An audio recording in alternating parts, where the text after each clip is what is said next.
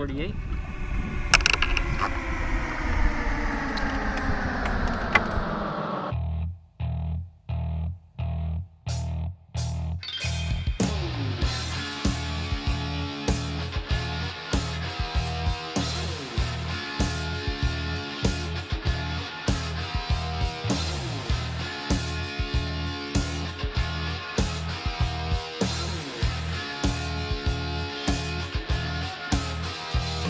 Hey, John Cruz here with the Sunline Recap. Just got home from Lake Okeechobee, the land of the Giants down there in Florida.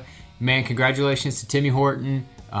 What a squeaker. That was a very dramatic way to end that tournament. But for me, it was dramatic too much on the second day from a couple mistakes that I made. But in practice, I had a fair practice. I caught a good number of fish each day of practice.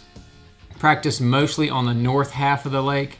Ended up settling in on that west side, that lakeshore, Lakeport area. Harney Pond, from Harney Pond Canal up through North Shore, that whole area. There was just a ton of fish in there. That's the best looking grass that I saw on the entire lake. It looks really good. There's a lot of hydrilla and eelgrass in there. And what I was doing is I was making long casts with the new Missile Baits 48, just Texas rigging it with 14-pound Sunline shooter, and I had a 4/0 Gamakatsu heavy cover worm hook.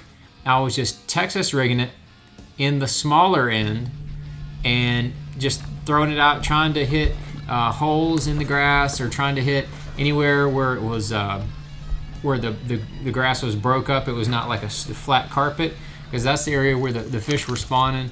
And I was just making long casts with a Cashin worming rod, 7-foot 2-inch worming rod, and I was catching a bunch of fish, 20 to 25 fish each day of the tournament. The first day I ended up with 13-10.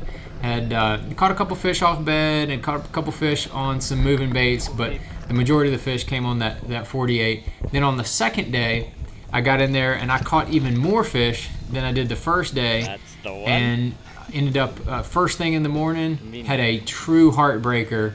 Man, I was fishing a chatterbait, and I wanted something that had a little bit of color to it. I wanted a dark looking bait, but I wanted something that had a little bit of flash to it. And the only one in my box was kind of a specialty bait, and I hooked up with a really big fish.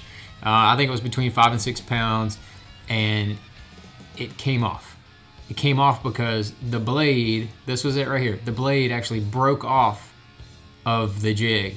It had a welded eye. There was no seam for it to slip out of. It actually broke off. So I've never had that happen until the tournament. So that cost me a big fish.